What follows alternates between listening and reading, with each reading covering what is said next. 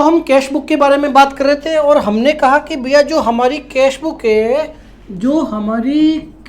Book है ये हम 3 तरह से बना सकते हैं। पहला हमने डिस्कस किया, बहुत डिटेल डिस्कस किया, जिसका हमने नाम लिया था भैया simple cash book.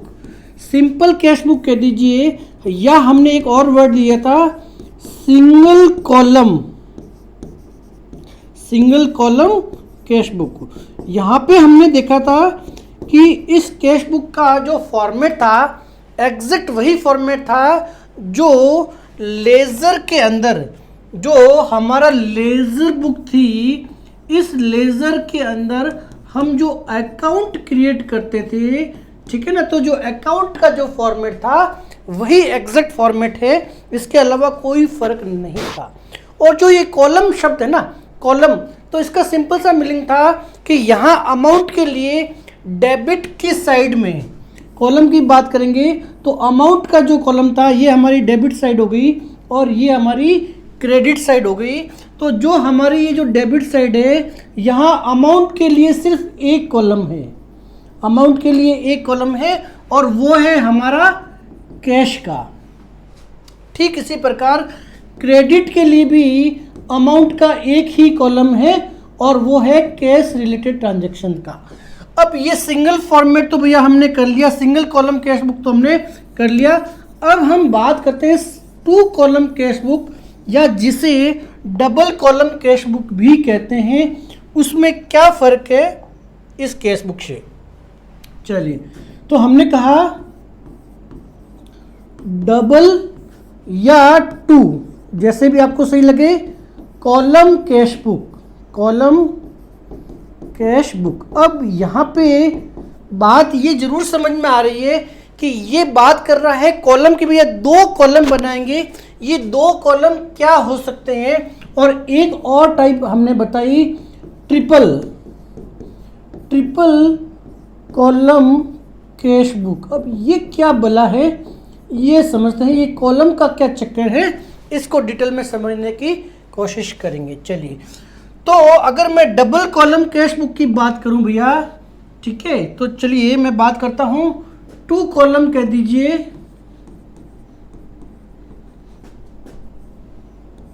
2 column cash book. अब ये जो कैश बुक है सिंपल कैश बुक से और 2 कॉलम कैश बुक में फ़र्क क्या है ये समझने की कोशिश करते हैं। डिटेल में करेंगे, धीरे धीरे करेंगे ताकि कोई कंफ्यूजन नहीं रहे। वर्ड जो यहाँ आया है ना भैया, ये वर्ड आया है 2 कॉलम। अब इसका सिंपल सा मीनिंग है, बात समझना, जो हमारी जो कैश बुक है इसका मैं फॉर्मेट बना देता हूँ। ये मेरी कैश बुक का फॉर्मेट है, कंप्लीट फॉर्मेट बना देता हूँ, ये मेरी कैश बुक का फॉर्मेट है, ठीक है। पहले मैं बात कर रहा था सिंपल कैश बुक, जहाँ मैंने एक कॉलम बनाया था, बात समझना भैया। तो यहाँ पे मेरा जो पहला कॉलम है डेट का कॉलम रहेगा, सेकंड जो कॉलम है वो पर्टिकुलर का रहेगा, यहाँ तक तो कोई चेंज नहीं। फिर मेरा जो एक कॉलम है वो लेजर फोलियो का रहेगा, जो मेरे कैश बुक के अंदर, जो मेरी कैश बुक में काउंटर पार्टी होती है एंट्री की, उसको रिकॉर्ड करने के लिए, तो उसमें भी कोई हमें दोहराए हुआ नहीं, उसमें भी हमें कोई डाउट हुआ नहीं, यहाँ तक तो ठीक है। ये मेरी डेबिट साइड हो गई और ये मेरी क्रेडिट साइड हो गई। फिर यहाँ पे मैंने डेट का कॉलम बनाया, फिर मैंने पर्टिकुलर का कॉलम बनाया, बात समझना भैया। यहाँ पे लेजर फोलियो का कॉलम, ये कॉलम बन रहे हैं। अब क्या फ़र्क है, बहुत इंपॉर्टेंट बात बता रहा हूँ सभी, आसान रखना। सिंगल कॉलम या 1 कॉलम जो कैश बुक थी, वहाँ पे हमने ये डिसाइड किया था कि भैया ये जो अमाउंट है ना, ये जो अमाउंट है ओनली कैश रिलेटेड ट्रांजैक्शन जो है उसके अमाउंट को हम रिकॉर्ड करेंगे। तो अमाउंट जो है वो सिर्फ एक ही कॉलम डेबिट में है और एक ही कॉलम क्रेडिट में है। भाई पैसा आया था, तो जब पैसा आया था तो हमने इस साइड एंट्री की, जब भी हमें कोई पैसा रिसीव हुआ था तो हमने यहाँ एंट्री की, और जब हमने पैसे का भुगतान किया, पैसे का पेमेंट किया, बात समझना, जब भी पैसे का पेमेंट किया हमने ये साइड में एंट्री की, ये तो आपको पता है। मुद्दे की बात समझना, सिंगल कॉलम या वन कॉलम की जब बात की थी तो डेबिट में भी सिर्फ एक कॉलम था अमाउंट का, और वो था उससे रिलेवेंट जितने भी कैश ट्रांजैक्शन है उनको यहाँ रिकॉर्ड करना है। एक कॉलम, कॉलम देखना, बात कर रहे हैं ये कॉलम की, अमाउंट का सिर्फ एक कॉलम। ये कॉलम का चक्कर क्या है, ये बात करते हैं अमाउंट को रिकॉर्ड करने के लिए। तो कैश के अमाउंट को रिकॉर्ड करने के लिए अगर एक ही कॉलम है, एक ही कॉलम है, डेबिट क्रेडिट में तो होगा, ये दो नहीं है भैया, एक डेबिट में और एक क्रेडिट में, तो एक कॉलम अगर रखते हैं तो ये हमारी सिंपल कैश बुक या वन कॉलम कैश बुक कहलाती है। परंतु वेरी इंपॉर्टेंट, अगर मैं एक जैसे नेचर के दो ट्रांजैक्शन को एक साथ लिख दूं, अब मैंने क्या किया, अब मैंने ये क्या किया, मैंने ये जो कॉलम है मेरा भैया, ये जो मेरा कॉलम है, इस कॉलम को दो पार्ट में डिवाइड कर लिया। समझना, टू कॉलम कैसे हो जाएगी ये समझना। तो मैंने क्या किया, ये जो मेरे कॉलम के जो अमाउंट है ना, इसको मैंने कहा कि मेरे बिजनेस के ट्रांजैक्शन कैश के बहुत ज़्यादा है, दोनों ही अमाउंट के हैं भैया, बात समझना, डेबिट साइड में। तो मेरे कैश से रिलेवेंट ट्रांजैक्शन को भी यही लिखूंगा और मैं मेरे बैंक के रिलेवेंट ट्रांजैक्शन को भी यही लिखूंगा। क्या होगा कि हमारे जो ट्रांजैक्शन, जैसे आपने परचेज किया तो हो सकता है आप कुछ कैश से भुगतान कर रहे हो, फिर बैंक से परचेज, अभी समय जो है ना भैया पूरा डिजिटलाइज हो चुका है, आपको पता है। तो जितने हमारे कैश के ट्रांजैक्शन होते हैं, रिटेल शॉप में भी अगर बात करेंगे तो मोस्ट ऑफ द टाइम्स आपने देखा है हम खुद गूगल पे, फोन पे, पेटीएम से पेमेंट करते हैं, तो जो पैसा आता है पार्टी को बैंक में आता है। तो खाली कैश का कॉलम बना लेने से या सिंगल कॉलम कैश बुक बनाएंगे ना, उससे हमारा वर्कलोड उतना कम नहीं होगा। तो हम क्या करें, या तो कैश के लिए अलग एंट्री बुक करें और बैंक के लिए अलग करें, इससे बढ़िया दोनों का नेचर बिल्कुल एक जैसा है, ठीक है ना। तो हम क्या करेंगे, डेबिट साइड में, वेरी इंपॉर्टेंट भैया समझना, डेबिट साइड में मैंने दो कॉलम बना दिए, एक कॉलम है मेरा कैश का, एक कॉलम है मेरा बैंक का। इसी प्रकार क्रेडिट के अंदर भी, इसी प्रकार जो मेरी क्रेडिट साइड है, जो ये मेरी क्रेडिट साइड है, यहाँ पे भी अमाउंट के दो कॉलम होंगे, एक होगा मेरा कैश का कॉलम और एक होगा मेरा बैंक का कॉलम। तो टू कॉलम कैश बुक का मतलब क्या हुआ, ये देखिए दो कॉलम हो गए, ये पहला कॉलम और ये दूसरा कॉलम, पहला कॉलम और दूसरा column. Two column cash book का भैया सिंपल सा मीनिंग ये हुआ कि यहाँ पे जो अमाउंट है वो दो तरह के ट्रांजैक्शन, एक ट्रांजैक्शन कौन से हो गए, कैश के और एक बैंक के हो गए। तो आपने डेबिट साइड में दो कॉलम बना दिए, दो कॉलम बना दिए, और क्रेडिट साइड में भी दो कॉलम बना दिए। तो ये हो गई हमारी टू कॉलम कैश बुक। क्या हो गई, two column cash book, very important, two column cash book बन गई। अब कंसेप्ट एग्जैक्ट वही रहेगा जो जब हमने ये हमारा रिसीव साइड है, आपको पता है, ठीक है ना, ये हो गई हमारी रिसीव साइड। मैं इसको ठीक कर देता हूं, चलिए लेट्स ओके। और ये हो गई हमारी पेमेंट साइड।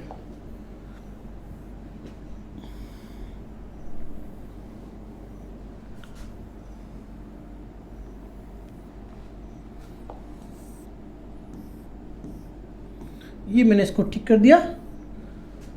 चलिए, तो अब जब भी हमारे सामने कोई ट्रांजैक्शन आएगा, अगर कैश का ट्रांजैक्शन है, पैसे हमें आ रहे हैं, रिसीव हो रहे हैं, पैसे हमें रिसीव्ड हो रहे हैं, तो हम इस साइड ट्रांजैक्शन लिखेंगे।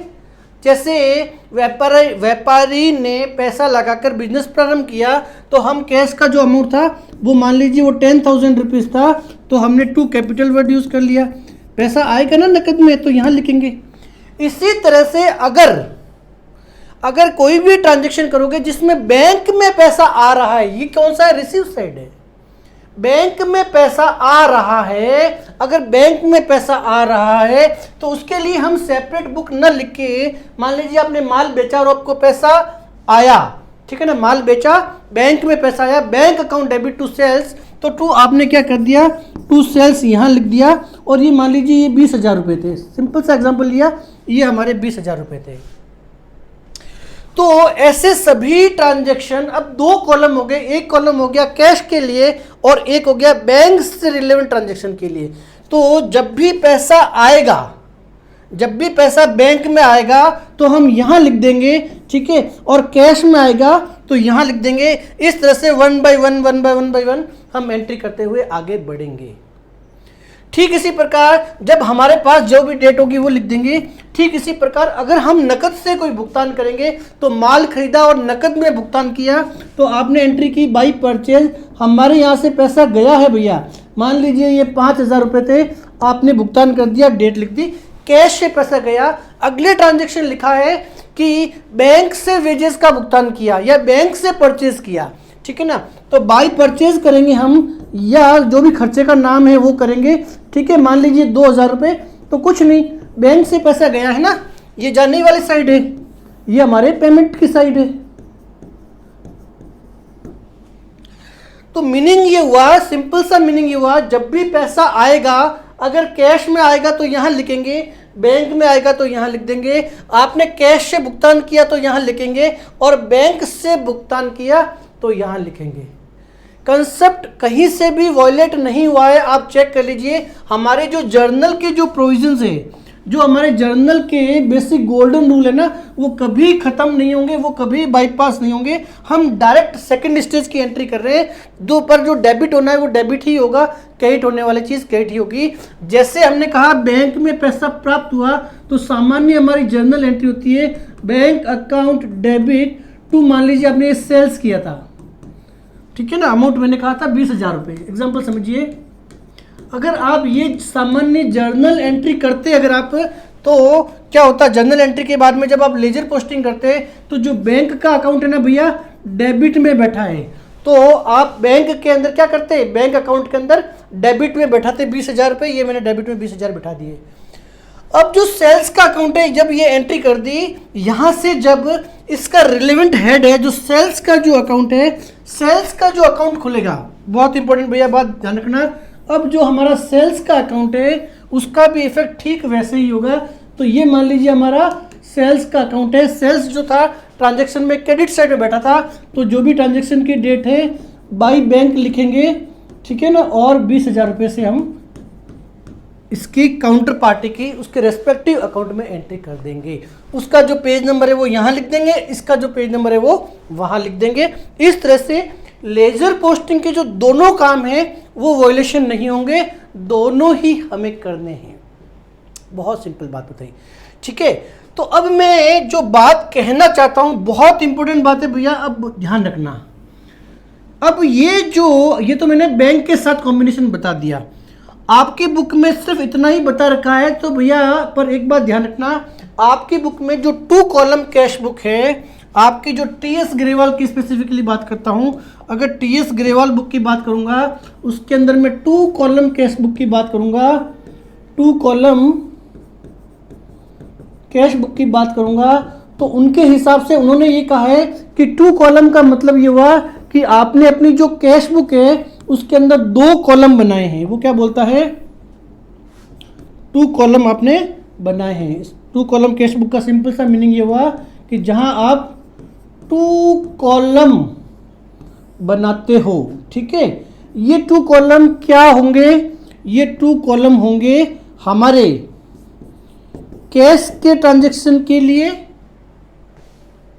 हमारे कैश के ट्रांजैक्शन के लिए, और प्लस एक और कौन सा, बैंक के ट्रांजैक्शन को भी हम यहां अगर रिकॉर्ड करते हैं तो ये हमारी 2 कॉलम कैश बुक हो गई। टीएस ग्रेवाल में इतना ही दे रखा है, पर भैया ये जो 2 कॉलम है ना, इससे टीएस ग्रेवाल से बाहर निकलिए, और भी हमारी दुनिया है, ठीक है ना। तो 2 कॉलम के अंदर कोई ज़रूरी नहीं है, 2 कॉलम के अंदर कोई ज़रूरी नहीं है कि कैश और बैंक का भी कॉम्बिनेशन हो। आप कैश के साथ, अगर मान लीजिए आपके कैश के ट्रांजैक्शन बहुत ज़्यादा होते हैं, अगर कैश के ट्रांजैक्शन बहुत ज़्यादा होते हैं तो, और आपका नेचर बिजनेस का इस तरह से है कि आपको बार बार कलेक्शन के पर्पज़ के लिए डिस्काउंट देना पड़ता है। मोहन से 10,000 रुपये हम मांगते थे, मोहन से हम 10,000 रुपये हम मांगते थे, ठीक है ना भैया, मोहन से हम 10,000 रुपये मांगते थे, और 9,000 रुपये ही दिए। मैंने कहा ट्रेड डिस्काउंट। आप यहाँ वाली जो बात करूँगा, पहले आप अपने बेसिक कंसेप्ट को क्लियर कीजिए। वहाँ पर जो हमारा डिस्काउंट वाला चैप्टर है जर्नल का, उसको डिटेल में कंप्लीट करके आइए भैया। चलिए बात करते हैं। तो जो हमारा कैश बुक है, हमारा जो कैश बुक के अंदर हमारा जो ट्रांजेक्शन्स है, हमने ये देखा कि इस तरह के ट्रांजेक्शन्स बहुत ज़्यादा है जहां हमें कलेक्शन के टाइम में बार बार डिस्काउंट देना पड़ रहा है। जहां हमें कलेक्शन के टाइम में बार बार डिस्काउंट देना पड़ रहा है, तो ऐसी स्थिति में भी ये जो 2 कॉलम की जो कैश बुक है, कैश के साथ में डिस्काउंट के कॉलम का कॉम्बिनेशन भी हम बना सकते हैं। तो कोई ज़रूरी नहीं है ये बैंक का हो, हम डिस्काउंट के कॉलम का अभी एग्जांपल के साथ आपको बताएंगे। तो हम कैश के साथ साथ ये जो बैंक का कॉलम है, इसकी जगह हम क्या कर सकते हैं, डिस्काउंट का भी कॉलम बना सकते हैं भैया, ध्यान रखना। एग्जाम्पल से के साथ करेंगे। और ऐसा भी कोई जरूरी नहीं है कि कैश बैंक के साथ में तीसरा और कॉलम, 3 कॉलम कैश बुक, तो जहां कैश बैंक के साथ साथ डिस्काउंट का भी कॉलम बना सकते हैं। तो डेबिट में भी 3 कॉलम हो जाएंगे, कैश, बैंक और डिस्काउंट। तो ये कहलाएगी ट्रिपल कॉलम कैश बुक। इसी तरह से यहाँ पर भी कैश, बैंक और डिस्काउंट कैसे एंट्री करते हैं अभी बताते हैं। तो अगर 3 कॉम्बिनेशन एक साथ बनाएं, कैश, बैंक, और आप देखेंगे कि ये बनाने से हमारा बहुत सारा समय बचेगा। तो हमने कहा जहां हम 2 कॉम्बिनेशन ले रहे हैं, कॉम्बिनेशन चूंकि कैश बुक है तो कैश होना जरूरी है, इसमें कोई दो राय नहीं। तो कैश और बैंक का कॉम्बिनेशन अगर हम लेते हैं, अगर हम कैश और बैंक का जो कॉम्बिनेशन है, ये अगर कॉम्बिनेशन लेते हैं, तो एक कॉलम बन जाएगा कैश का, एक बन जाएगा बैंक का। परंतु हमारे अगर ट्रांजैक्शन जो है वो कैश के साथ डिस्काउंट बहुत ज़्यादा हमें देना पड़ता है, तो ऐसी स्थिति के अंदर हम डिस्काउंट को भी कंसीडर कर सकते हैं। तो यहाँ पे जो 2 कॉलम बनेंगे हमारे डेबिट्स में, एक कैश का बनेगा और एक बनेगा डिस्काउंट का। ठीक इसी प्रकार जो क्रेडिट है उसके अंदर भी कैश का रहेगा और सेकंड कॉलम जो रहेगा वो डिस्काउंट का रहेगा। यानी कि ये हो गया हमारे 2 कॉलम कैश बुक, परंतु कैश के साथ हमने डिस्काउंट का कॉम्बिनेशन दिया है। और मैंने कहा हम कैश के साथ बैंक का भी कॉम्बिनेशन बना सकते हैं। आगे ट्रिपल कॉलम कैश बुक की बात करेंगे, जहां पे हमने कैश, बैंक और डिस्काउंट तीनों को ही मर्ज कर देंगे, तीनों को तीसरा एक और कॉलम बना देंगे डिस्काउंट, और यहाँ बैंक एक अकाउंट और हो जाएगा। तो ये हो जाएगी triple column cash book. But आगे इसको डिटेल में करेंगे, फिलहाल इस बात को मैं यहाँ डिस्कस नहीं कर रहा हूँ। ठीक है, तो अगर कैश के साथ में डिस्काउंट का, मैंने बैंक का एग्जांपल लेके आपको बता दिया कि अगर बैंक का कॉम्बिनेशन होता है तो किस तरह से जर्नल एंट्री की जाएगी। अब मैं डिस्काउंट की बात करता हूं। इसी को मैं अगर डिस्काउंट का कर दूं, लेट्स अगर ये मेरा बैंक की जगह मान लीजिए इससे बेटर ये दूसरा बना दो, चलिए चाहिए, ठीक है। इसी को मैं थोड़ा छोटा इरेजर बना के इसको ट्राई करते हैं इजी करने के लिए। चलिए ये मैंने डिस्काउंट का बना दिया, लेट्स चलिए दूसरा बना देते हैं, बेटर ये रहेगा। ये बैंक का कॉलम हो गया। आइए, तो मैंने फिर से कैश बुक बना रहा हूँ, पर इस बार मेरा जो कॉम्बिनेशन है वो कॉम्बिनेशन क्या है, डिस्काउंट का है। लेट्स चलिए, मैं 2 मिनट लगेगा, मैं कैश बुक बना देता हूँ। मैंने कहा हमारी जो कैश बुक है उसमें 2 कॉलम बन रहे हैं, 2 कॉलम बन रहे हैं। ये मेरी डेबिट साइड हो गई। सबसे पहला जो मेरा डेट का कॉम्बिनेशन है, उसके बाद में पर्टिकुलर का कॉलम है, उसके बाद में लेजर फोलियो का कॉम्बिनेशन है। अब मेरे पास 2 कॉलम है, ठीक है भैया। अमाउंट के मेरे पास 2 कॉलम हो गए। पहला जो कॉलम है वो कैश का है और जो दूसरा जो कॉलम है वो डिस्काउंट का है। कैसे कंसीडर करेंगे एक एग्जांपल के साथ समझेंगे। और फिर मेरा क्रेडिट साइड जो है वो डेट का कॉम्बिनेशन, फिर पर्टिकुलर, फिर लेजर फोलियो और अमाउंट के फिर से मेरे पास 2 कॉलम हो गए। एक मेरा कैश हो गया और एक मेरा डिस्काउंट हो गया, ठीक है। अब यहाँ पे ये भी 2 कॉलम कैश बुक है, ध्यान रखना, ये भी 2 कॉलम कैश बुक है, परंतु वेरी इंपॉर्टेंट, ये भी 2 कॉलम कैश बुक है, परंतु भैया यहाँ पे मेरा जो सेकंड कॉलम है ना वो कैश बैंक का ना होके डिस्काउंट का है। तो मैंने यहाँ पे डिस्काउंट कंसीडर किया। अब एक एग्जांपल समझते हैं। मान लीजिए रमेश से, आपके सामने एग्जांपल आया कि रमेश से नकद प्राप्त किया 10,000 रुपये जो था रमेश से हम मांगते थे, 9,000 रुपये नकद प्राप्त किए, 1,000 रुपये डिस्काउंट अलाउड किया। ये मान लीजिए सामान्य ट्रांजैक्शन अगर आपके सामने आता है तो अगर क्या करेंगे, मैं सारे कॉम्बिनेशन बताता हूँ इस एग्जांपल से, बात समझना। अगर मैं इसको सिंगल कॉलम में लिखूंगा इस ट्रांजैक्शन को तो क्या होगा, 2 कॉलम में लिख रहा हूँ तो क्या होगा। रमेश से मेरा 10,000 रुपये बाकी था, कलेक्शन के पर्पज के लिए उसने 9,000 मुझे दिया और 1,000 रुपये मैंने उसको डिस्काउंट अलाउड किया। तो मेरी जो सिंपल जनरल एंट्री है भैया वो होती कैश अकाउंट डेबिट, मुझे 9,000 मिला है, डिस्काउंट अलाउड अकाउंट डेबिट 1,000 रुपये और 2 मान लीजिए ये रमेश है। ट्रेड डिस्काउंट भैया अकाउंट में नहीं आते हैं, जनरल चैप्टर को अच्छे से आप पढ़ के आइए, ठीक है ना। ओनली कैश डिस्काउंट आते हैं कलेक्शन पर्पस के लिए। ये जनरल एंट्री सामान्य मेरी एंट्री होती है। अगर बहुत इंपॉर्टेंट बात है, और ये 2 कॉलम के अंदर यहाँ पे हम क्यों कंसिडर कर रहे हैं उसका लॉजिक भी अब आपको समझ में आ जाएगा। आपको लगेगा कि अगर हम डिस्काउंट को साथ में कंसिडर नहीं करते हैं तो हमारा वर्कलोड जो है भैया वो बहुत ज़्यादा बढ़ जाता है। कैसे बढ़ जाता है वो समझने की कोशिश करते हैं। चलिए, तो यहाँ पे एंट्री थी 9,000 रुपये हमें रमेश से नकद प्राप्त हुए, ठीक है। जनरल एंट्री करता और फिर लेजर में पोस्टिंग करता, वो काम हम सीख चुके हैं। अगर मैं यहाँ पे सिंगल कॉलम कैश बुक करता तो मेरे यहाँ पे अब मेरे पास जो है ना, आप ये समझिए ये है ही नहीं, मेरे पास में अमाउंट का अगर एक ही कॉलम होता तो क्या होता, ये समझिएगा बात। बहुत इंपॉर्टेंट बात बता रहा हूँ, बच्चों को बहुत कंफ्यूजन रहता है जिनकी वजह से मार्क्स हमारे पूरे नहीं आते हैं। तो अगर मेरे पास ये सिंगल कॉलम कैश बुक होती, अब ये होते वाली सिचुएशन है बट इफ वाली कंडीशन है, ठीक है। पहली सिचुएशन ये मेरी केस के लिए एक ही कॉलम है। अगर मेरे पास सिंगल कॉलम कैश बुक होती तो इस ट्रांजैक्शन में कैसे रिकॉर्ड करता, ये जो 9,000 रुपये का जो मैटर है भैया, ये जो 9,000 रुपये का मैटर है ये सीधा मेरी कैश बुक में जाता। मैं सिंपल भाषा में अगर कहूँ तो ये मेरे पास 2 ट्रांजैक्शन है। एक ट्रांजैक्शन क्या है, इसको देखिए ब्रेकअप करता हूँ मैं, इस ट्रांजैक्शन को मैं ब्रेकअप करता हूँ। सामान्य भाषा में ये मेरे पास 2 ट्रांजैक्शन है। पहला ट्रांजैक्शन क्या है, जहां रमेश से मैं कैश रिसीव करता हूं तो कैश अकाउंट डेबिट 9,000 रुपये टू रमेश, 9,000, ठीक है भैया।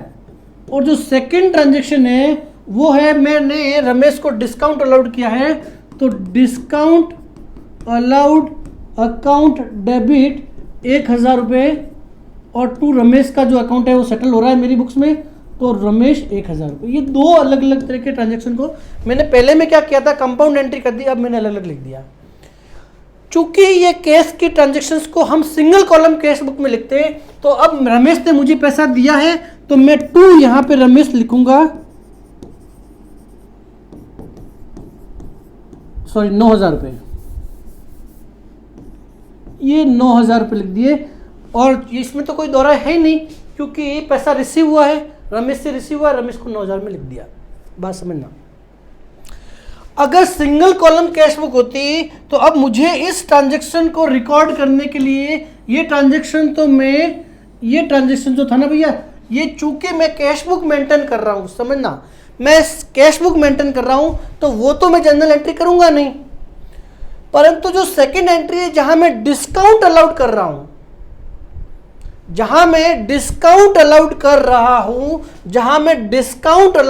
भैया मेरे बिजनेस के लिए खर्चा है, रमेश से मुझे पैसा आना नहीं है, ठीक है ना, जनरल एंट्री के रूल वहां देख लीजिएगा।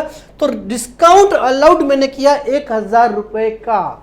तो डिस्काउंट जो होगा, अगर मैं सिंगल कॉलम कैश बुक करता तो मुझे पहला जो ट्रांजेक्शन था वो तो मैं कैश बुक में न लिख के, जहां से मैंने कैश कलेक्ट किया था, कैश कलेक्शन वाला जो पॉइंट था ना, वो तो मैं कैश बुक में लिखूंगा। और ये जो ट्रांजैक्शन है, ये वाला जो ट्रांजैक्शन है जहां मैंने उसको डिस्काउंट अलाउड किया, बात समझना, ट्रांजैक्शन एक ही था पर मुझे इसको ब्रेकअप करना पड़ेगा और इसको मैं कहाँ लिखूंगा, इसको मैं जर्नल प्रॉपर में मुझे रिकॉर्ड करना पड़ेगा, इसको मुझे जर्नल प्रॉपर में, मैंने कहा ना बच्चे, कुछ सारे के सारे ट्रांजैक्शन जर्नल प्रॉपर में लिखने पड़ेंगे। अब आपके सामने बहुत बड़ा एक इशू आ गया। ट्रांजैक्शन एक ही था, रमेश से 10,000 के बदले में 9,000 मिले और 1,000 रुपए आपने डिस्काउंट अलाउड किया। आपके दिमाग में बिना मतलब की मेहनत चल गई कि अच्छा 10,000 दिए, 9,000 दिए तो उसको कैश में लिखो, 1,000 रुपये उसको जर्नल प्रॉपर में लिखो। अब इससे वहाँ पे लेजर पोस्टिंग आपको करनी पड़ेगी, इनकी तो इसकी भी लेजर पोस्टिंग करनी पड़ेगी, इसकी भी करनी पड़ेगी, और यहाँ से तो ऐसे भी करनी ही है रमेश के अकाउंट में। हो गया ना कन्फ्यूजन? तो एक काम कीजिए कि अगर इस तरह के ट्रांजैक्शन आते हैं जहां पे हमारा डिस्काउंट अलाउड जो जैसा मैटर है कलेक्शन के टाइम में, इसी तरह से हमारे भी जब हम पेमेंट देते हैं हमें भी डिस्काउंट मिलता है बार बार। तो एक काम कीजिए, सिंगल कॉलम की जगह आप 2 कॉलम रख लीजिए। ठीक है, अब मेरे पास 2 कॉलम हो गए अमाउंट के मेरे पास 2 कॉलम हो गए। एक तो हो गया कैश का और एक हो गया डिस्काउंट अलाउड का। एक हो गया कैश का, ठीक है ना, जब हम भुगतान करेंगे अब हमें डिस्काउंट रिसीव्ड होगा, एक डिस्काउंट रिसीव्ड का होगा, क्योंकि हम जब पेमेंट करेंगे ना तो हमें डिस्काउंट मिलेगा। हम जब पैसा रिसीव करेंगे हमें डिस्काउंट देना पड़ेगा लोगों को।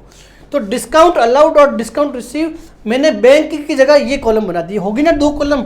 बात क्या थी, 2 कॉलम कैश बुक। बताइए, पहला कॉलम ये हो गया और दूसरा कॉलम ये हो गया। तो डेबिट साइड में मेरे पास 2 कॉलम हो गए और क्रेडिट साइड में मेरे पास 2 कॉलम हो गए। एक कैश का हो गया और एक डिस्काउंट का हो गया। दोनों हो सकते हैं, मना नहीं है। अब चूंकि डिस्काउंट को मैंने पहले जो मैटर था कि रमेश से 9,000 रुपये मुझे मिले थे, रमेश से जो कैश में 9,000 मिले थे वो तो मैंने यहां ही लिख दिए, क्योंकि पैसा तो आया है, रिसीव हुआ, उसमें कोई दो राय नहीं है कि जब पैसा रिसीव होता है तो रिसीव वाली साइड में लिखते हैं। अब मैंने रमेश को 1,000 रुपये डिस्काउंट अलाउड कर दिया, तो डिस्काउंट अलाउड रमेश को मैंने 1,000 रुपये कर दिया। यहीं पे ये जो साइड है डिस्काउंट अलाउड की बात करेगा, ये जो साइड है डिस्काउंट रिसीव की बात करेगा। तो अब रमेश का अकाउंट, अब मुझे ये एंट्री करने की जरूरत ही नहीं है। अब बात समझ में आई। अब मुझे ये एंट्री करने की जरूरत नहीं है, क्योंकि मैंने डिस्काउंट को, मैंने क्या किया, मैंने डिस्काउंट को कैश बुक में ही शामिल कर लिया। डिस्काउंट को कैश बुक में ही जब शामिल कर लिया मैंने, डिस्काउंट को जब मैंने कैश बुक में शामिल कर दिया तो इससे रिलेवेंट ट्रांजैक्शन को मैं ये लिख दूंगा। अब मेरे पास 2 चॉइस है, बात समझना, वही बात की मैंने। अगर मैं कैश के साथ डिस्काउंट कर लेता हूं तो अब जब भी रमेश से पैसा प्राप्त होगा या किसी भी पार्टी से प्राप्त होगा जिसको हम डिस्काउंट दे रहे हैं या हम डिस्काउंट रिसीव कर रहे हैं, उस पार्टी का अकाउंट यहीं पे ही पूरा आपको एंट्री हो जाएगी। जर्नल में अलग से एंट्री करने की जरूरत नहीं है। अगर आप सिंगल कॉलम कैश बुक करोगे, डिस्काउंट कॉलम को कंसीडर नहीं करते हो, तो ऐसी स्थिति में क्या होने वाला है, ऐसी स्थिति के अंदर उस ट्रांजैक्शन को ब्रेकअप करना पड़ेगा। कैश से रिलेवेंट ट्रांजैक्शन यहाँ नोट करोगे, कैश से रिलेवेंट ट्रांजैक्शन यहाँ पे नोट करोगे, और जो डिस्काउंट वाला जो मैटर है वो आपको जर्नल प्रॉपर में रिकॉर्ड करना पड़ेगा। ठीक है, तो सेम एग्जांपल जहां रमेश को हमने रिसीव किया था, डिस्काउंट अलाउड किया था, यही अगर हम किसी पार्टी को भुगतान करते हैं तो मान लीजिए हमने मिस्टर मोहन को भुगतान किया। मोहन हमसे 20,000 रुपये मांगता था, हमने 18,000 का भुगतान किया और 2,000 रुपये मोहन ने हमें डिस्काउंट अलाउड किया। तो हमने भुगतान किया है बाई मोहन लिखूंगा, हमने 18,000 रुपये तो नकद भुगतान कर दिया और 2,000 हमें डिस्काउंट मिल गया। तो जो मोहन का जो अकाउंट है भैया 20,000 रुपये से सेटल्ड हो गया ना, इजी काम। नहीं तो क्या करता, मैं मोहन 18,000 यहां लिखता और एक एंट्री करता, मोहन की एक और एंट्री करता, उस एंट्री में क्या करता, Mohan account debit to discount allowed, वो एंट्री क्या करता है, जनरल प्रॉपर। और फिर मैं जब मोहन का लेजर बनाता, मोहन के लेजर के अंदर मुझे बाई कैश 18,000 पोस्टिंग में यहां से लाता और 2,000 की पोस्टिंग में कहां से लाता, 2,000 की पोस्टिंग में लाता डिस्काउंट रिसीव्ड वाले अकाउंट से। ठीक इसी प्रकार डिस्काउंट रिसीव्ड का लेजर था, उसमें मोहन की पोस्टिंग करता। हो गया, यहां पे मेरे लिए काम इजी हो गया। तो मैंने क्या किया, दोनों एक जगह लिख दिया। तो मेरे कहने का मतलब ये है भैया कि जो हम 2 कॉलम कैश बुक की बात करेंगे, जब हम 2 कॉलम कैश बुक की बात कर रहे हैं तो अब हमारे पास 2 चॉइस है। 2 कॉलम कैश बुक की बात कर रहे हैं तो हमारे पास 2 चॉइस है भैया कि हम एक तो कैश और बैंक, इस कॉम्बिनेशन से बना सकते हैं, या कैश के साथ डिस्काउंट को भी कंसीडर कर सकते हैं, कोई दिक्कत नहीं है, बहुत सिंपल है। तो ये हो गई हमारी 2 कॉलम कैश बुक। तीसरे कॉलम की बात करें तो जहां पे हम तीनों का कॉम्बिनेशन हो जाएगा, 2 कॉलम के अंदर हमने कहा इन दोनों का कोई भी कॉम्बिनेशन हो सकता है। ट्रिपल कॉलम में क्या हो जाएगा, ट्रिपल कॉलम में भैया क्या होने वाला है, ट्रिपल कॉलम में कैश भी आ जाएगा, बैंक भी आ जाएगा और डिस्काउंट आ जाएगा। वो सबसे बेस्ट है, क्योंकि बैंक में पेमेंट आते समय भी तो पार्टी डिस्काउंट दे सकती है। पार्टी कहती है 20,000 रुपये आपके बाकी है, मैं आपको अकाउंट में ट्रांसफर कर रहा हूँ भैया, मैं आपको अकाउंट में ट्रांसफर कर रहा हूँ, अगर आप मुझे 5% डिस्काउंट अलाउ करते हो तो ठीक वही परेशानी हो जाती। आधे ट्रांजेक्शन को यहाँ लिखो, आधे ट्रांजेक्शन को जर्नल प्रॉपर में लिखो और फिर उनके लेजर में पोस्टिंग करते। इंस्टेड ऑफ दैट हमने क्या किया, बैंक के साथ साथ डिस्काउंट अलाउड और डिस्काउंट रिसीव का भी कॉम्बिनेशन बना दिया। डिटेल में आगे करेंगे, ठीक है ना, कुछ एग्जाम्पल के साथ में भी रिकॉर्ड करेंगे। ये कुछ ट्रांजेक्शन हो गए, हमने एग्जाम्पल के साथ में 2 कॉलम केस बुक का बेसिक पार्ट कर लिया। इसके बहुत सारे क्वेश्चंस हमारे पास है, उन क्वेश्चंस की भैया प्रैक्टिस भी हम करेंगे, ठीक है। तो हमने बात की थी कि भैया अगर 2 कॉलम कैश बुक बना रहे हैं तो हमारे पास दोनों ऑप्शंस अवेलेबल है।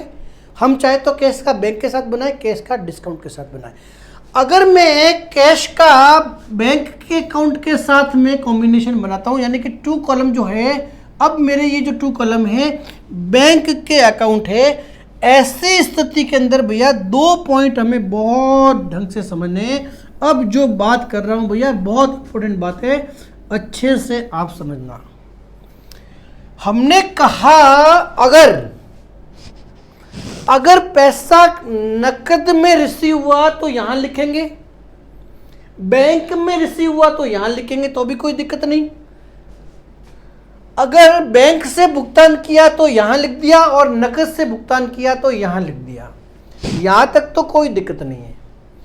अब एक स्पेशल नेचर का जो ट्रांजैक्शन है भैया, उसके अंदर 99.99 बच्चे हमेशा कंफ्यूज रहते हैं। अब ट्रांजैक्शन क्या है, मैंने बिजनेस में मेरे कैश पड़ा था, बात समझना, मेरे बिजनेस में कैश पड़ा था, मेरी जो शॉप है ये मेरी बिजनेस प्राइमिसेस है, इस बिजनेस प्राइमिसेस में कैश पड़ा था, ये मैंने बैंक में जमा करवा दिया। क्या हुआ, समझना मेरी बात, मेरे बिजनेस में से पैसा निकाला और मैंने बैंक में जमा करवा दिया। अब बात यह है कि बैंक का अकाउंट भी इधर ही है और कैश का अकाउंट भी इधर ही है, या मैंने बिजनेस से पैसा निकाला, सॉरी कैश, बैंक से पैसा निकलवा के कैश के लिए बिजनेस में लेके आ गया। दोनों तरह का कॉम्बिनेशन हो सकता है।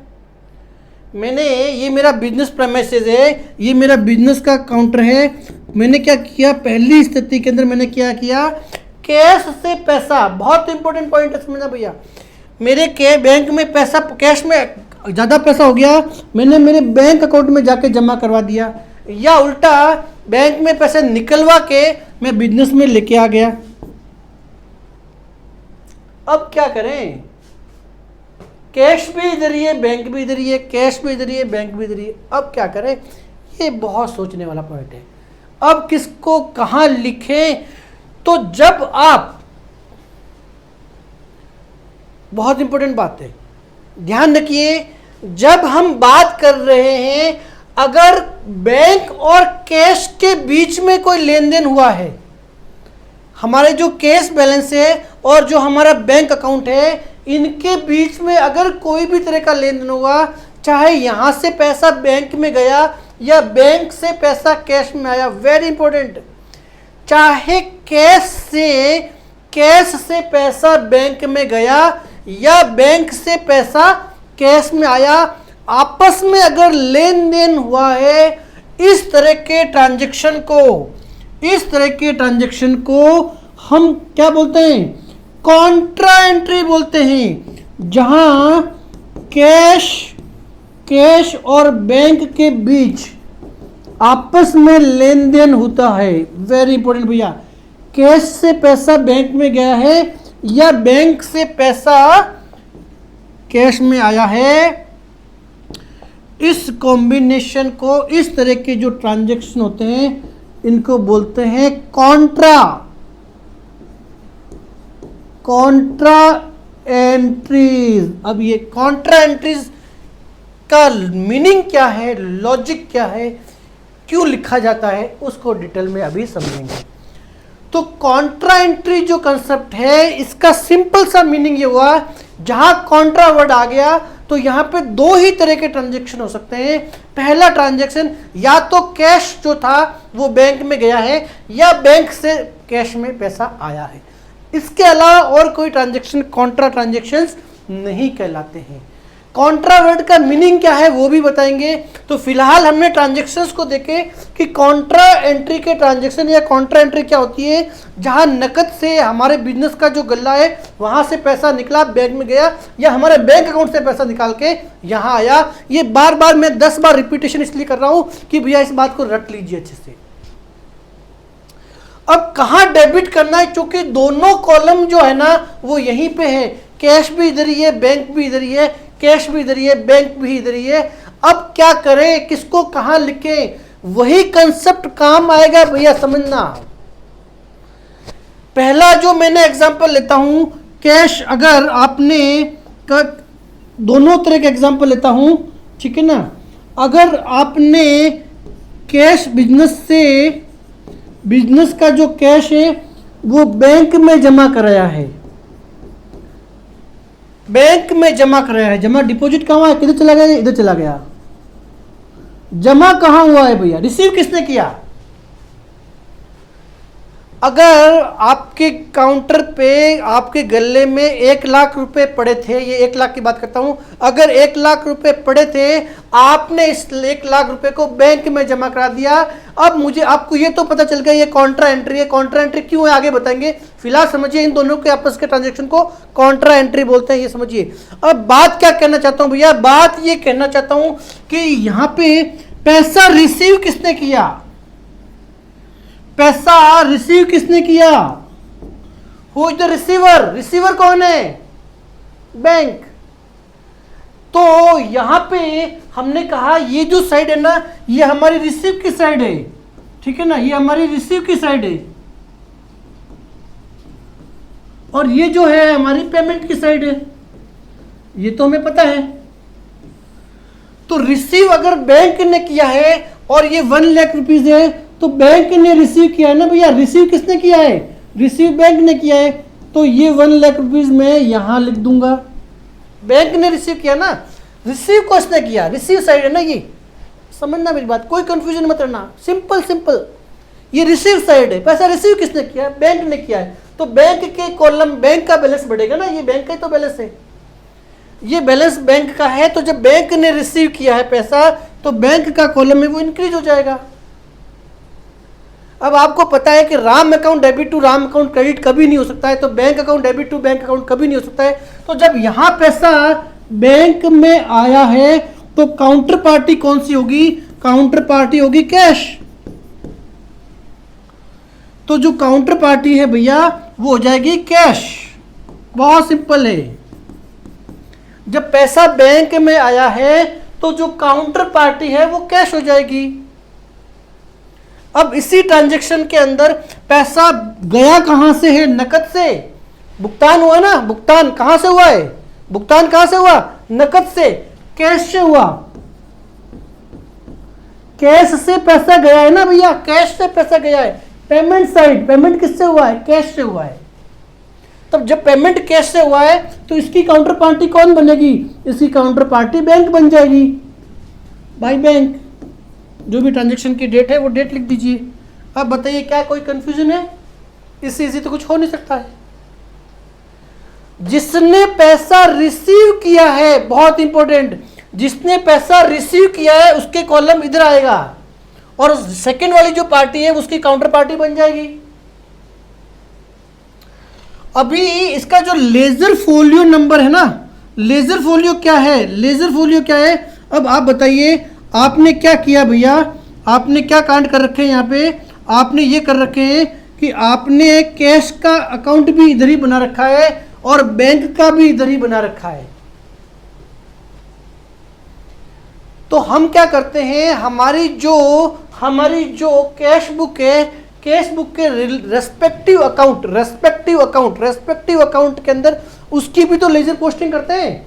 जब एक पार्टी यहाँ पे आ गई कैपिटल, तो जो कैपिटल का जो अकाउंट है, एक पार्टी जब कैपिटल यहाँ आ गई तो जो कैपिटल का अकाउंट है वहाँ पे कैश लिखेंगे।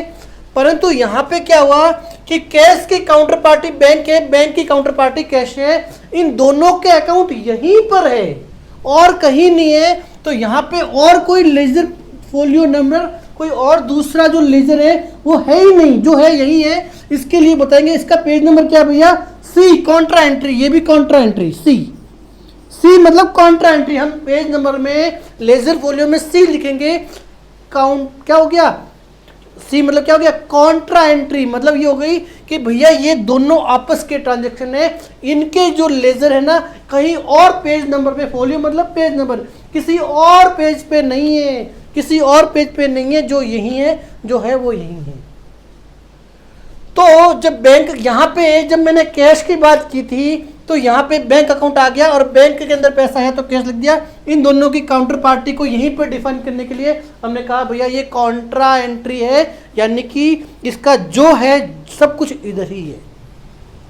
अब एक और ट्रांजैक्शन लेते हैं जहां हम एक एग्जांपल देंगे, जहां हम बात करेंगे। अब मैंने बैंक से पैसा निकाला, अब मैंने क्या किया, बैंक से पैसा निकाला। बहुत इंपॉर्टेंट बात समझना भैया। अब मैंने बैंक से पैसा निकाला और ये जो बैंक से पैसा निकाला, इसको थोड़ा सा मैं छोटा कर देता हूँ, चलिए। अब मैंने क्या किया, बैंक से पैसा निकाला और मेरे बिजनेस में कैश में लेके आ गया। उल्टा हो गया जस्ट। अब बताइए, और ये अमाउंट था मान लीजिए 50,000 रुपये। अब रिसीव कहां हुआ है, इस ट्रांजैक्शन में पैसा रिसीव कैश में हुआ है या बैंक में हुआ है। हमने कहा बैंक से पैसा निकाला, बैंक से पैसा निकाल के आप अपने बिजनेस के कैश काउंटर में लेके आ गए। अब बताइए कैश के गले में आ गए, तो ये जो साइड है ना ये हमारी रिसीव की साइड है, ये तो आपको पता चल गया। तो रिसीव कहां हुआ है भैया, रिसीव कैश में हुआ है। तो ये 50,000 रुपये मैंने रिसीव साइड जो हुआ ना, चूंकि ये जो पैसा है वो कैश में हुआ है ना, चूंकि ये जो पैसा है वो कैश में रिसीव हुआ है भैया, और जब कैश में रिसीव हुआ है तो ऐसी स्थिति के अंदर पैसा जो है वो कैश में रिसीव हुआ है ना, आया है, बैंक से निकल के नकद में आया है। नकद में आया तो ये मेरा नकद हो गया और ये मेरे 50,000 रुपये नकद में मेरे जमा हो गए। चूंकि पैसा नकद में आया है तो इसकी काउंटर पार्टी कौन सी होगी भैया, आया कहां से, बैंक से है, टू बैंक। ठीक इसी प्रकार बैंक ने भुगतान किया है, बैंक ने भुगतान किया है, पेमेंट किया है, बैंक ने पेमेंट किया है भैया। बैंक ने जब पेमेंट किया है तो बैंक से ये पैसा हमारे बैलेंस से कम हो गया, बैंक से पैसा निकल गया। और बैंक से जब पैसा निकल गया तो इसकी काउंटर पार्टी कौन होगी, बैंक की काउंटर पार्टी कौन हो जाएगा भैया, कैश हो जाएगा, बाय कैश। ट्रांजैक्शन की डेट भी लिख दीजिए, हो गया वैसे वर्षा।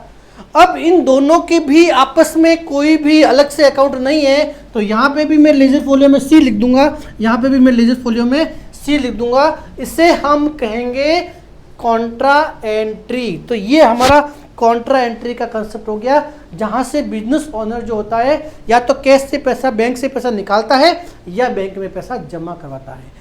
काउंट्रा एंट्री का सिंपल सा मतलब हुआ कि भाई जो है अलग से कोई लेजर अकाउंट मेंटेन, लेजर में अकाउंट मेंटेन नहीं है, जो है हिसाब किताब इधर ही है, बैंक और कैश का आपस में कॉम्बिनेशन है, ये कहलाती है कॉन्ट्रा एंट्री। तो हम 2 कॉलम कैश बुक की बात कर रहे थे, और 2 कॉलम कैश बुक के अंदर हमने कहा जहां हम कैश और बैंक का अगर मान लीजिए कॉलम बनाते हैं, तो अब हम सीखेंगे balancing of 2 column cash book. हम क्या सीखेंगे भैया, हम सीख रहे हैं balancing of 2 column cash book. तो 2 कॉलम की अगर कैश बुक हमारे सामने आती है तो उसका बैलेंसिंग कैसे करते हैं, तो balancing of 2 column cash book. चलिए भाई ये सीखते हैं। तो हमने कहा कॉन्ट्रा एंट्री कंसेप्ट हमने सीख लिया। तो ये कुछ एक सिंपल सा एग्जांपल है, यहाँ कुछ पैसा रिसीव होने की एंट्री है, ये कुछ बैंक में पैसा आया है, ये कुछ आपने कैश से भुगतान किया, ये आपने कुछ बैंक से भुगतान किया।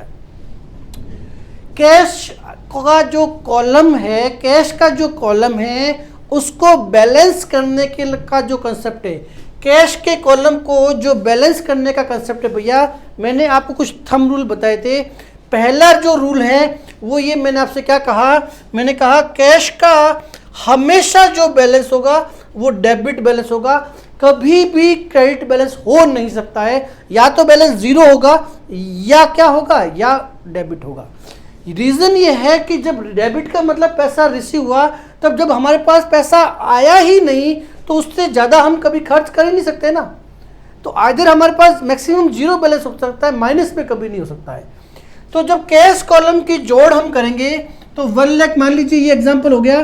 तो पहला स्टेप क्या हो गया, आप अपने मन में कैलकुलेशन, अब जो रेड जो कलर कर रहा हूँ वो सिर्फ मन में कैलकुलेशन के लिए, आप एक बार मन में जोड़िए कि भैया यहाँ की जोड़ है मेरी 1,20,000, और यहाँ भी मन में जोड़िए कि यहाँ की जोड़ है मेरी सिर्फ 10,000। ये सिर्फ नॉमिनल फिगर है, सिर्फ कैलकुलेशन पर्पज़ के लिए, ठीक है। यहाँ की जोड़ कीजिए और आपको ये हमने पहला स्टेप जो था ना कि आप दोनों साइड की जोड़ कर दीजिए, डेबिट की जोड़। पहला स्टेप क्या हो गया, डेबिट की टोटल कीजिए। सेकंड स्टेप हो गया क्रेडिट की टोटल कर दीजिए। जो साइड ज्यादा होगी वो उसका बैलेंस कहलाता है। तो यहां पे हमने कहा बैलेंस कौन सा है इस अकाउंट का, भैया जो बैलेंस है ना वो है डेबिट बैलेंस। और चौथा जो प्रश्न का जवाब है वो है कि कितना डेबिट बैलेंस है, ठीक है ना। अमाउंट बैलेंस जो है वो कितने अमाउंट से है, बैलेंस का अमाउंट कितना है, तो इसमें से आप ये घटा दीजिए। तो यहाँ जोड़ है 1,20,000, 10,000 रुपये कटे, तो आपको पता चल गया कि भैया 1,10,000 रुपये जो है वो डेबिट बैलेंस है, क्योंकि डेबिट साइड ज़्यादा है, ठीक है। तो ये जो टोटल है, इस टोटल को आप यहाँ लिख दीजिए, इसी टोटल को आपको यहाँ लिखना है, और इस टोटल में से अगर आप ये घटाएंगे, अब ये मेरा नॉमिनल फिगर नहीं है, इसके लिए मैं इसका कलर चेंज कर देता हूँ। तो यहाँ मैंने 1,20,000 लिख दिया, ये मैंने 1,20,000 लिख दिया। अब इसको बैलेंस करने के लिए चूंकि 10,000 की ऑलरेडी एंट्री है, तो 1,10,000 रुपये ये मैंने लिखा बाई बैलेंस CD। अब ये बैलेंस CD क्यों लिखा है, ये स्टार लगा दिया, मतलब ये मेरा बैलेंसिंग फिगर है। बैलेंस CD क्यों लिखा, इसको हमने लेजर चैप्टर में आपको डिटेल में बताया था कि जितने भी हमारे एसेट्स और पर्सनल अकाउंट है वो हमेशा बैलेंस किए जाएंगे, परंतु जो नॉमिनल अकाउंट है वो बैलेंस न करके P&L में ट्रांसफर होंगे। तो इस कंसेप्ट को वहाँ पे डिटेल में अब कर चुके हैं, ठीक है। तो ये हमने बैलेंस कर दिए हमारे कैश के बैलेंस को। हमने कहा कैश का जो हमेशा बैलेंस जो होगा ना वो डेबिट बैलेंस होगा, उसका लॉजिक बता दिया। सामान्यतः अब सीख रहे बैंक के कॉलम का डेबिट जोड़ कैसे करें, बैंक के कॉलम को बैलेंसिंग करें। सामान्यतः वेरी इंपॉर्टेंट, सामान्यतः जनरली बैंक का भी डेबिट ही बैलेंस होगा, क्योंकि जब हमारे पास पैसा आएगा बैंक में तभी तो उसमें से पेमेंट करेंगे, ज्यादा तो कभी पेमेंट कर ही नहीं सकते ना। सामान्यतः वेरी इंपॉर्टेंट पॉइंट भैया, आप इसे नोट कीजिए। इन जनरली सामान्यतः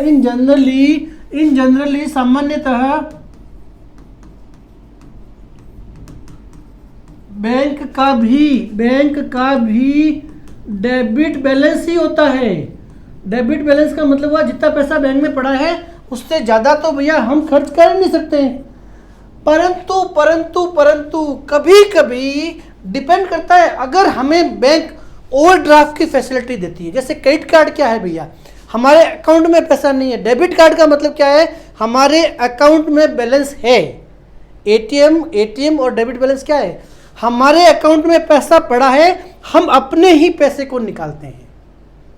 परंतु क्रेडिट कार्ड क्या होता है, क्रेडिट का मतलब हमारे अकाउंट में पैसा नहीं है, फिर भी बैंक हमें क्रेडिट मतलब उधार देता है कि आपके पास नहीं है तो भी इस मशीन से अगर आप पैसा जो भी उन्होंने वो हमें एक लिमिट दे के रखते हैं, हमारे खाते में पैसा नहीं है। अगर मैंने उस लिमिट को यूज़ नहीं किया तो ब्याज नहीं लेती है, परंतु एक फैसिलिटी दे रखी है। तो मान लीजिए मुझे क्रेडिट कार्ड दिया जिसकी लिमिट है 5 लाख रुपए, इन केस ऑफ इमरजेंसी में 5 लाख से अगर स्वैप करता हूँ तो पैसा निकल जाएगा, बैंक मुझे टेम्परेरी उधार दे देगा। तो होगा क्या ऐसी स्थिति के अंदर, मेरे पास पैसा नहीं होते हुए भी मैं किसी को भुगतान कर सकता हूं। तो कई बार अगर बैंक ओवरड्राफ्ट, इसको क्या बोलते हैं, बैंक अगर ओवरड्राफ्ट ओडी, बैंक ओडी की फैसिलिटी अगर देता है, अगर ये कंडीशन है, तो ऐसी स्थिति के अंदर बैंक का क्रेडिट बैलेंस भी हो सकता है। यानी कि यहां पर आपके पास 1,60,000 है और आपने भुगतान अगर मान लीजिए 5 लाख का किया और आपने एक ओडी ले रखी है मान लो एडिशनल 10 लाख रुपीस की, तो अप टू 10 लाख रुपीस जितना भी ओडी का बैलेंस है उतना आपका नेगेटिव बैलेंस भी जा सकता है, बैंक भुगतान होने देगा। बैंक का फैसिलिटी दे रखी है ना, इसको यूज़ करने दो जितना ये यूज़ कर रहा है। अब ये अलग बात है, उसके बदले में ब्याज चार्ज करेगा, वो सब एक अलग बात है, परंतु बैंक ये फैसिलिटी देती है। पर सामान्यतः वेरी इंपॉर्टेंट, सामान्यतः बैंक का भी डेबिट ही बैलेंस होता है। तो जब तक कोई क्वेश्चन में कोई इंफॉर्मेशन इस तरह की नहीं है, आपको जबरदस्ती ओडी लिमिट एज्यूम नहीं करनी है। सामान्यतः बैंक का जो बैलेंस होगा वो डेबिट बैलेंस होगा, परंतु बैंक ने अगर ओडी की फैसिलिटी दे रखी है तो ऐसी स्थिति के अंदर बैंक का क्रेडिट बैलेंस भी हो सकता है, मतलब भुगतान साइड आपको ज़्यादा मिलेगी और इधर आपके पास पैसा कम होगा। ऐसी स्थिति के अंदर अगर मान लीजिए मेरा डेबिट साइड बैलेंस ज़्यादा है, यहाँ पे एग्जांपल लीजिए, यहाँ पे मेरा ये हो गया 2 लाख रुपीज़, ठीक ऐसे ही बैलेंस करूँगा, इसको भी मैं इसी तरह से बैलेंस करूँगा 2 लाख और 1 लाख मैंने यहाँ भुगतान कर रखा है, तो यहाँ मेरा 1 लाख का बैलेंस हो गया। ये तो सामान्य प्रक्रिया हो गई जहाँ मैंने बैलेंस रेडी कर दिया। अब इस एग्जाम्पल को मैं चेंज करता हूँ, लेट्स इसी एग्जाम्पल को चेंज करता हूँ। अब मैंने क्या किया, मान लीजिए ये मेरे ओडी लिमिट वाला अकाउंट होता, तो यहाँ पे मैंने भुगतान कर दिया 5 लाख रुपए। चूंकि ये ओडी लिमिट वाला अकाउंट है, ठीक है ना, चूंकि अब ये मैंने कहा ये ओडी लिमिट वाला अकाउंट है, तो मैंने 5 लाख का भुगतान कर दिया। मैंने इसी एग्जाम्पल को चेंज कर दिया, भैया ध्यान रखना, ठीक है ना। अब बैलेंस कैसे करूंगा, तो मेरे बैंक में बैलेंस तो कितना था, 2 लाख ही था, 2 लाख ही था, भुगतान 5 लाख का कर दिया क्योंकि बैंक ने मुझे ओडी की फैसिलिटी दे रखी थी। तो ऐसी स्थिति में मेरी ये साइड ज़्यादा है तो मैं पहले 5 लाख रुपए इधर लिखूंगा। ऐसी स्थिति में पहले, क्योंकि ये चोट ज़्यादा है ना, तो मैंने 5 लाख रुपए यहाँ लिखा, यहाँ मैंने देखा 2 लाख हो गया। अब मैं निकालूंगा, यहाँ पे भी मैं 5 लाख करूंगा, 3 लाख रुपीज जो है ये मेरा बैलेंसिंग फिगर हो गया, और to balance CD 3 lakh rupees credit balance हो गया। देखो क्रेडिट साइड ज़्यादा है ना, जो साइड ज़्यादा होती है वही बैलेंस होता है। तो यहाँ पे क्या हुआ, 5 लाख का भुगतान हुआ, तो यहाँ पर मेरा बैलेंस CD कितना आ गया, 3 लाख रुपीज़। अब ये मैंने डेबिट में लिखा है सिर्फ बैलेंस करने के लिए, जो साइड ज़्यादा होती है वही उसका बैलेंस होता है, ठीक है। तो इस तरह से हमने देखा कि कभी कभी अगर बैंक ओवरड्राफ्ट की फैसिलिटी हमें देता है तो ऐसी स्थिति में बैंक का क्रेडिट बैलेंस भी हो सकता है। तो ऐसी स्थिति में पहले जोड़ इधर करनी है, फिर बैलेंसिंग फिगर इधर से निकालना है। तो एक बार मैं नटसेल में जल्दी से रिवाइज कर लूँ तो हमने आज क्या सीखा है भैया, देखिए हमने ये देखा कि जो हमारा 2 कॉलम कैश बुक है, जो हमारा 2 कॉलम कैश बुक है, ठीक है ना भैया, जल्दी से समराइज कर लेते हैं। 2 कॉलम जो कैश बुक है उसमें हमने सीखा कि भैया हमारे कैश और बैंक का कॉम्बिनेशन हो सकता है, और कैश के साथ अगर डिस्काउंट को भी लिख दिया जाए तो भी ये 2 कॉलम कैश बुक होगी। तो हमने मीनिंग देखा, जहां डेबिट में भी 2 कॉलम है, क्रेडिट में भी 2 कॉलम का यूज करते हैं, वो हमें 2 कॉलम कैश बुक कहलाती है। पहला हमने ये कंसेप्ट पढ़ा। दूसरा हमने कंसेप्ट पढ़ा जहां कैश और bank, 2 column cash book maintain अगर हम कर रहे हैं और कैश और बैंक, कॉन्ट्रा एंट्री की बात सिर्फ तभी होती है जब कैश और बैंक दोनों ही कॉलम हमने एक ही कैश बुक में मेंटेन कर रखे हैं। तो अगर ये कॉम्बिनेशन है 2 कॉलम का और कैश और बैंक के आपस में कोई ट्रांजैक्शन होते हैं, वो ट्रांजैक्शन कहलाते हैं भैया कॉन्ट्रा एंट्री के ट्रांजैक्शन।